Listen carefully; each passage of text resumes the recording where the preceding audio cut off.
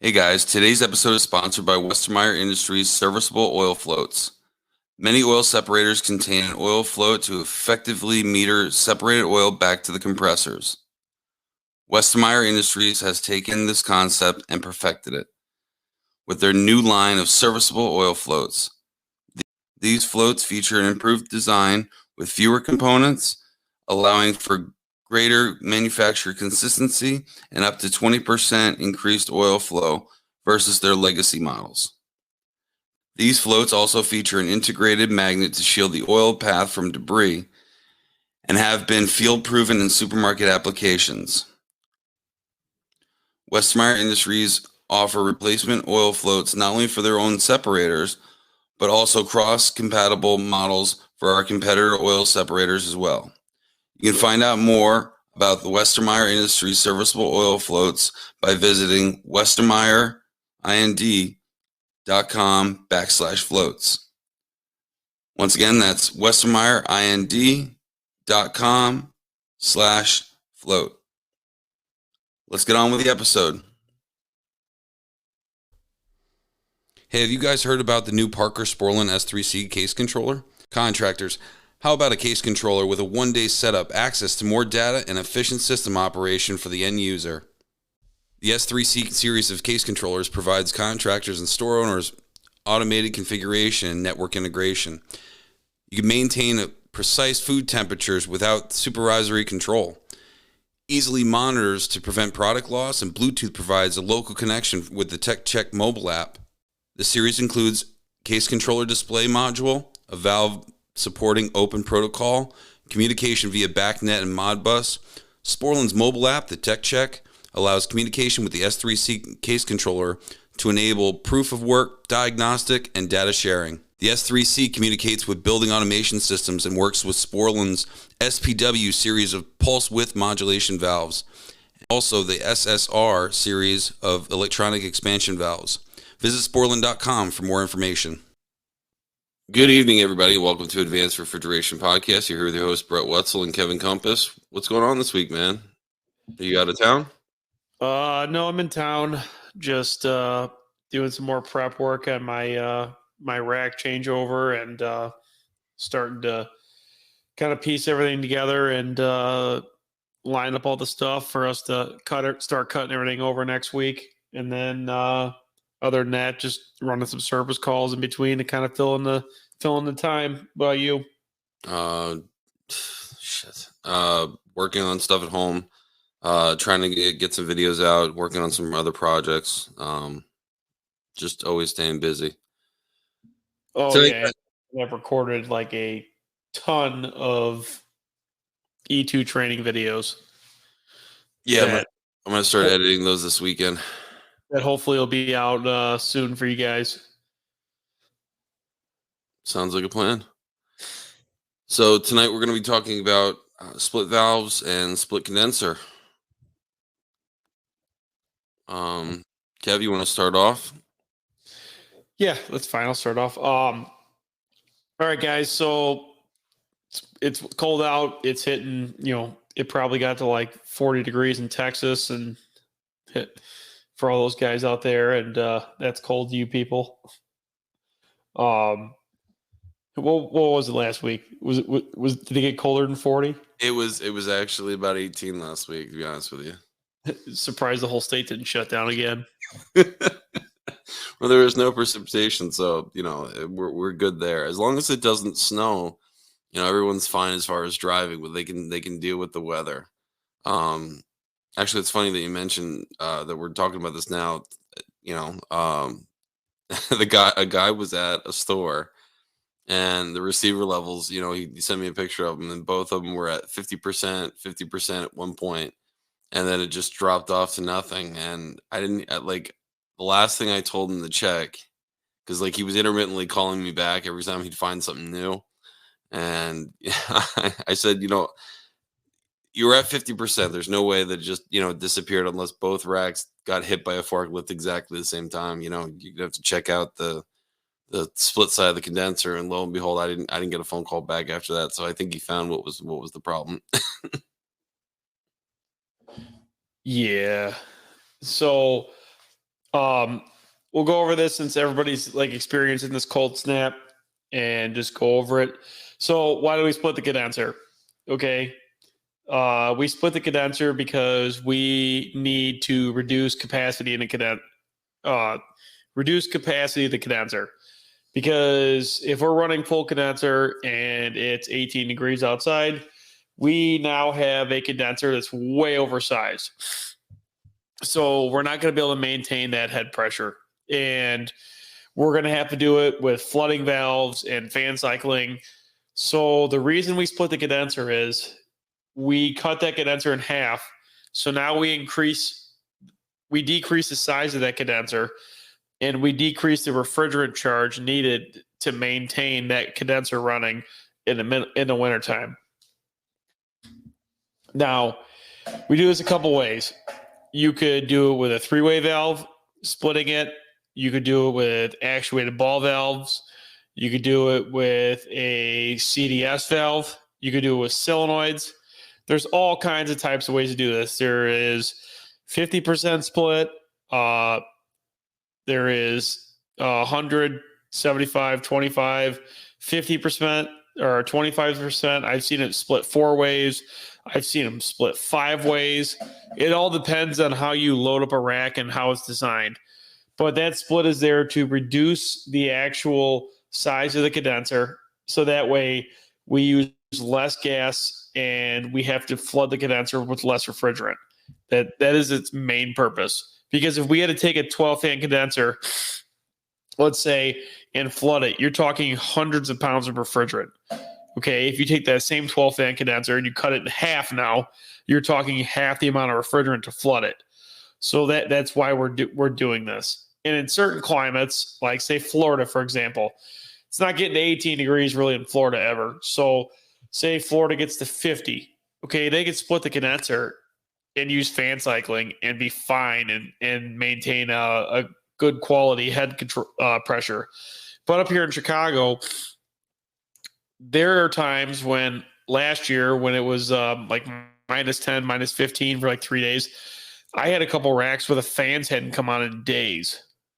We were just running on holdback valves with split condensers. And if we wouldn't have had that, we would have never been able to maintain our saturated condensing pressures. You guys got to remember whenever you go down in temperature, like if it's sized for 120 degree ambient, basically if the ambient temperature gets down to 60 degrees, basically half of what it was originally designed for, that condenser is now double the size. And that's why we're able to actually split the condenser. Same thing, same principle with single condensing units. A lot of times Bone will put a thermostat in there that splits at 60 degrees, or a thermostat that shuts off at 60 degrees. So basically you can shut off one half of your condenser and still have the full capacity because of the ambient temperature. Correct. And obviously there's a couple, caveats to this. We got to make sure we do. We obviously got to make sure we get the refrigerant out of it, because you don't want to have all the refrigerant sitting in the condenser all the time. So you need to have a pump out line. You need to pump the refrigerant out. So this is something I see guys miss a lot, especially in areas where they don't have a lot of colder ambience. So you'll actually log gas inside the split side of the condenser. So there is a pump out line that's pumping out the refrigerant. So you either have a separate pump out line, or if you have a 3-way valve, Sporlan makes a B-type 3-way valve. The B is a pump out style. So anytime you see a B-type 3-way valve, meaning it has a built-in pump out, not the fastest. So a lot of people will put a pump out solenoid in. Sporlan makes a great pump out solenoid, and it's an orifice solenoid.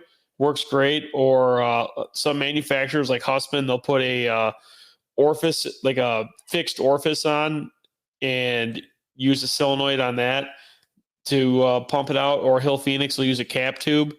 Not a big fan of cap tube. There's a big leak potential there, but they all work. You just need to get the refrigerant out of there, because if you leave the split side full of gas, it'll log and it'll sit up on the roof, because the refrigerant always wants to go to the coldest spot.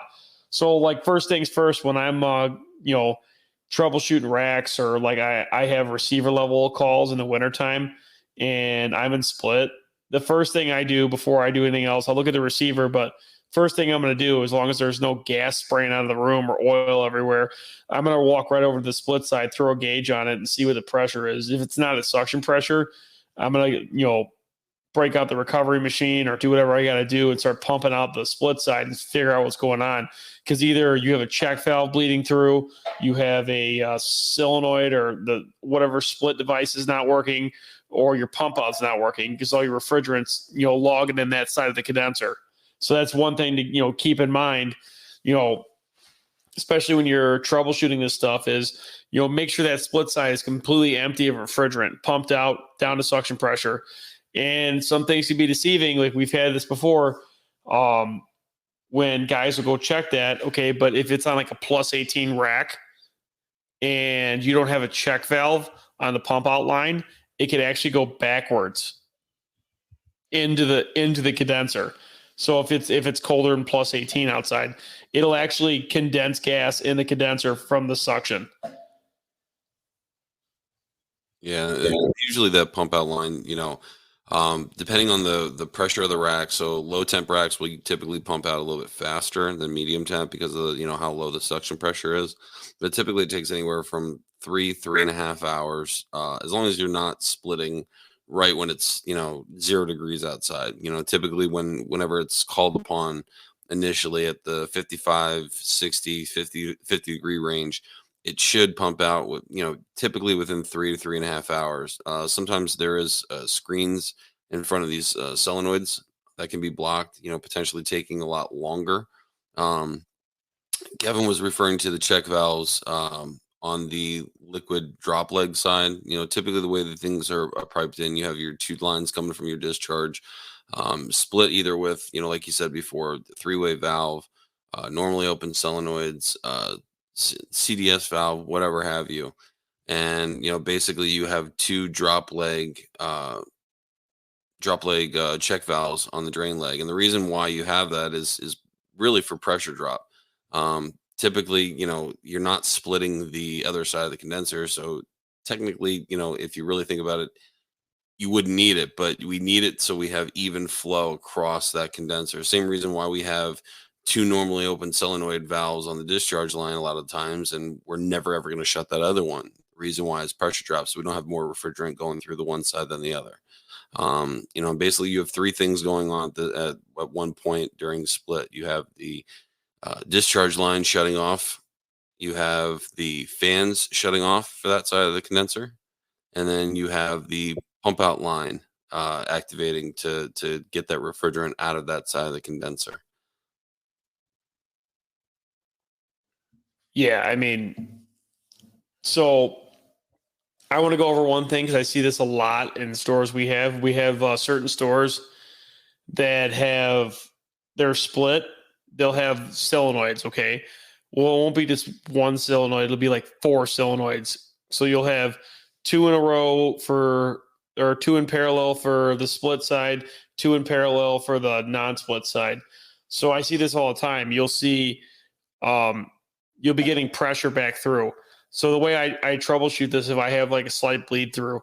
So generally, most manufacturers will put check valve. It'll have your drop leg piping be coming down. It'll be check valve or pump out line. I'm sorry, no, it'll be ball. It'll be coming out from the condenser. It'll be ball valve. Then it should be pump out line, a tap, and then a check valve. So your drop leg check valve should be after the ball valve. So what I generally do to see if it is bleeding, if the check valve is bleeding through, I will take and I will shut the drop leg ball valve off. I will pump the line out to like 5 to 10 pounds, and I will watch it. And if it does not drop to that 5 or 10 pounds, or if I can't get that little sectional line to pump out, I know that check valve is bleeding through, and that's my problem. Now, if it doesn't bleed through and it's holding pressure, if I get it down to like 10 pounds of pressure or down past suction, and I know that section of pipe, because you're talking 2 feet of pipe between the ball valve and the check valve and the pump out line. I know my problem is now at whatever splitting the condenser, whether it's the solenoid, CDS valve, the three-way valve, then I move on to that. Now, if I have a setup with multiple solenoids, generally what I can do, see, I have a thermal imager, so I'll use that. That's my cheating trick. I can use a thermal imager and see which solenoid is bleeding through. If you get lucky, you could see it with a temp clamp. Usually, the one will be slightly warmer because that discharge gas is sneaking through there. But a lot of times, you may have to end up rebuilding both those valves, whether they're E42s or OE35s. And those valves should be normally open. So you don't want to see an ME valve there. You want to see an OE valve or a normally open valve. You don't ever want to see a normally closed valve on the split valve. The reason being is you're never going to, if you go into fail safe and something happens to refrigeration, you're going to shut the condenser off in high head. And remember the difference between a normally open and normally closed solenoid. Obviously, one's normally open, one's normally closed, but physically, the normally closed will just have a regular 5/16 screw holding the solenoid coil to the actual stem. When you have a normally open solenoid, typically there'll be a spacer on the top of the solenoid. Also, you can tell the solenoid coil itself. We're typically used to MKC1, MKC2. A lot of times you'll see OMKC2, and that's a normally open solenoid. The big difference, the coil basically has a hole in the bottom as well in the top, so it can set on that stem at a certain height. There's typically a spacer on the end of the stem, as well as a 7/16 nut on the top, and that physically you can see which valve is which just by looking at that. Because I've seen during a remodel, retrofit, they ended up putting in a normally closed solenoid on one of them, and I had crappy flow. It just wouldn't, my head pressure was exuberantly high during this retrofit, and basically it was because the contractor had installed normally closed solenoids on not all of the solenoids. Otherwise, it would have went off on high head. So just be mindful of that. Yeah, I mean, the other thing I've seen CDS valves used, and I mean, they work pretty good. So, I mean, they could step it down. The benefit to using a CDS valve is you could slowly open the other side of the condenser so you aren't slamming it with hot gas. So you could open it slowly. I've also seen Sporlan use a Sporlan like CDS style three-way valve used to almost temper the discharge so they could like halfway split it. They were allowing some refrigerant to go through both, and I mean, it was kind of like an off-ball thing. I mean, it didn't really honestly work that well. One of the other things to look out for, I stated before, it typically takes about anywhere from 3 to 3.5 hours to pump out. If it's not pumping out at all, you want to go right to the check valves and make sure that the solenoid, in fact, is pumping out the refrigerant. A lot of times in a lot of these racks, you'll have, typically you start having problems during the wintertime when it gets cold. They might have done a PM where they changed out some contactors. A lot of times what will happen is the pump out line will actually go through some of the auxiliaries for the contactors. And what could potentially happen is if someone wires something up one way or another, maybe the split valve never turns on because they goofed up when they installed the auxiliaries on the contactor. The purpose of that is they don't want any liquid refrigerant getting thrown in the header where it is going to pump out if there's no compressors running. So, I mean, that's the reason for it if you see it out there. I know Hill Phoenix is big on that. I think Kaiser does it. Do you know of any other manufacturers, Kev? No, not really. But I have an interesting one with that. So I was at a big box store. One of the ones that I don't want to say the name. I'll get in trouble again. I was at a big box store and we had taken down the freezer because the floor had heaved up and still had like maybe like 10 coils running on this rack. Well, it had no load, no unloaders, bunch of compressors out. So they kept losing refrigerant randomly in the middle of the night, and nobody could figure out what was going on. And every time somebody got there, all the gas was sitting in the split side of the condenser. It's freezing cold in Chicago. Come to find out that Hill had wired the split valve through the auxes on the contactor also. So the pump out and the split valve. So every single time all the compressors shut off, the split valve opened. It was doing this hundreds of times a day.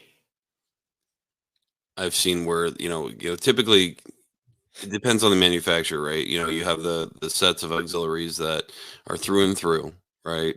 And then you have the ones that are, basically have the normally closed, normally open, and common on the one side. And therein lies a lot of confusion for technicians. I don't know what the hell it is whenever they have to change one to another. And I had something similar where, we didn't find it until it was starting to get cold, and basically the liquid level would go from 40 50 or 60%, and then all the way down, and it would do this all day long. And basically it was because someone backfed voltage through a crankcase heater that would backfeed and power not only the split valve temporarily, but then the normally open valve. So it was doing the same thing. And the three-way valve, it ended up failing because it was running, you figured about, even if you figure on the low end, 200 times a day, and then 200 times 365, because it was a year since the contactor was installed. Do the math, it was hundreds of amounts of cycles a month. So it just wore out that OE35 real quick. Yeah, that's not good. Yeah, I ended up rewiring that, even though it was done for the factory. But I mean, you don't want the split valve shutting off when all the compressors shut off. You want the pump out line to do it, but you want the split valve to only be controlled by the EMS relay.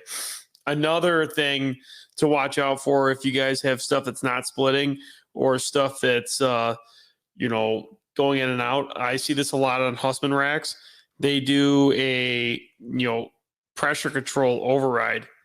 So, and Zero Zone does this too. So they do like a pressure control override that hard locks out the split valve. So if it gets, say like 200 pounds or like 250 pounds, it's going to override and hard, break the power and kill the split valve. I see this all the time and guys miss it. And next thing you know, the split valve is, opening and closing randomly. And it's that mechanical pressure control that's causing the issue. Good point. I've never actually found that one had failed. So that's a good find. Yeah, that's a common Aldi thing, and and Costco. That's on the older Hussmann racks, but that's a common Aldi issue. So one thing I want to go over real quick is the microchannel splitting.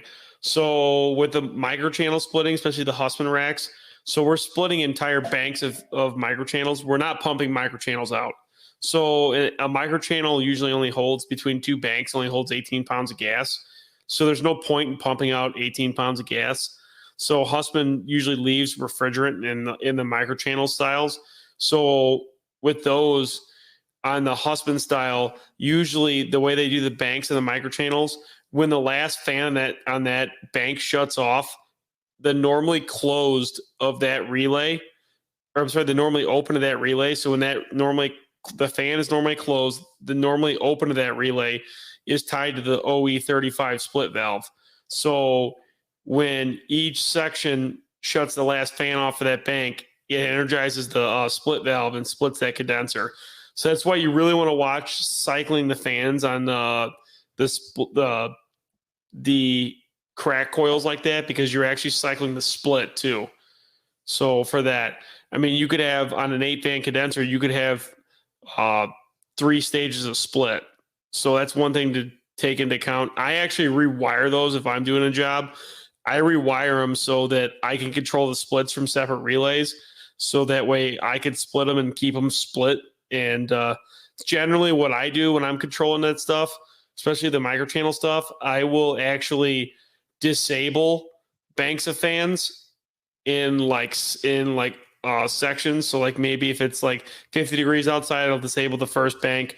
If it's 30 degrees outside, I disable the second bank. What that allows you to do is it allows you to load up the first bank more. I'd rather run the first bank with more load on it than cycle the microchannels, because two reasons. If you cycle the microchannels, you're going to end up breaking them.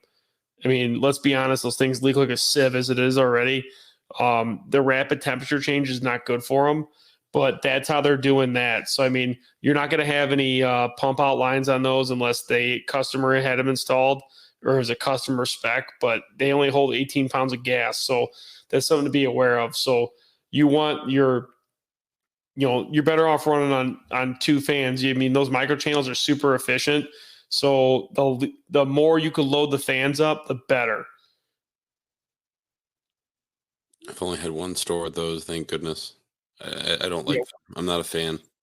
We probably have 300 Aldi, and if you set them up properly, they run great. And if you rewire the condensers and split them in banks, like they run amazing. Like we have no head pressure issues all winter long. We stopped cracking slabs. I ended up splitting it. So like I have 3 stages of split, and I split off temperature. And I mean, we don't crack slabs anymore. We hardly ever get a cracked slab. So I mean, there's tons of them out there, and if they're programmed properly, they run great. I mean, if you get the VFDs programmed right, but if you get a microchannel with no VFDs, it's going to be the Slab Cracker 5000. When you talk about the slab, what are you talking about? You're talking about the actual physical condenser. Yeah, the aluminum like V-style slabs. Okay. Yeah, so I mean, you'll see them like stress crack, and then they start leaking like a sieve. I mean, that's like the number one. They actually, I was told they stopped making those. Really? Yeah. But I'm not really, I can't really be for sure if they stopped making them.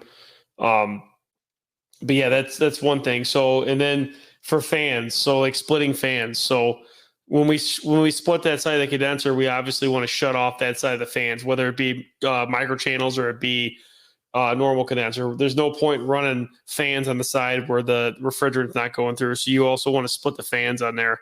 So you either have some kind of splitting relay, splitting odds and evens of fans, but you need to kill that side of the fans. Like I said, I have really limited experience with those. I just know like having like a bunch of the OE35s, on those. I don't know. That's a lot of cycling on those valves. You know what I mean? But yeah, I don't know. That's I'm not a big fan of microchannels just for the simple fact that they, I mean, the temperature change. If you take a infrared gun, do it, and just look at it when a fan cycles on. I mean, the temperature change is so rapid.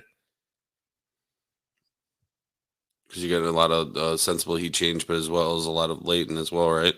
Yeah, I mean, and it's an aluminum slab. I mean, it's just conducting heat like extremely well. Gotcha. So other than that, guys, I mean, other than making sure everything's pumped out properly and checking your split valves and, checking that side of the condenser, I mean, once you guys go through that, I mean, you're pretty much golden. I mean, make sure you have power to your split valves. Oh, let's go over the Walmart stuff real quick. So like the Walmart and Sam stuff, generally the rack is not controlling the split stuff. So if you have a Danfoss drive, the Danfoss drive is controlling it. So some customers split off temperature, like Brett said, like 50 degrees, 40 degrees, something like that. Walmart splits off pressure. So they have specific pressure set points for each whatever refrigerant they have and whatever kind of store they're having, and they split off pressure. So if you have a smart Danfoss drive, meaning it's controlling the fans, so it's actually splitting off of pressure.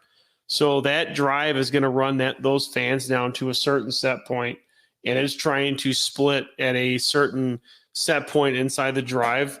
When Brett posted, we can always post the spec for it, but it's trying to get the split down to a certain point, and once it's there for 5 minutes, as long as it's at or below a certain pressure for 5 minutes, it's going to energize the split and allow the fans to shut off halfway and the split valves to energize. And then once it gets to a certain pressure, it's going to de-energize the split and allow it to go back into full condenser.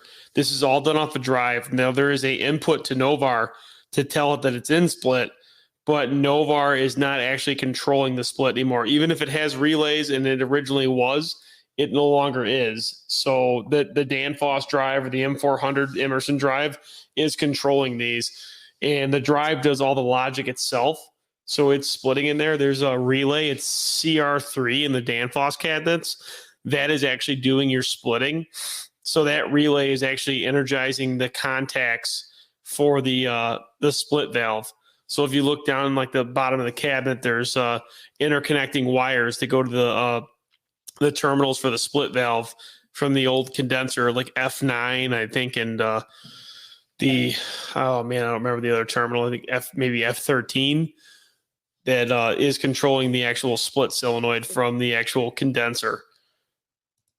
Well, because the relays are the fans are still controlled off of the CCM. So is it not the split relay, because this split comes off of the CCM originally, most of the time. So it was coming back down into a terminal block in the raceway in the electrical trough. So what they did is you break the wires at the electrical trough. So when you energize the CR3 relay inside the Danfoss cabinets, it also energizes the split relay for the fans upstairs. Gotcha. It backfeeds power back up to the condenser, so it gets the split fan relay too. Okay. But that Danfoss drive is doing all your splitting. So there's tests you could do. There's an actual Walmart checkout for that Danfoss drive, and there's one for the M400 too, to force a split and check it and to force everything and make sure it's all working properly.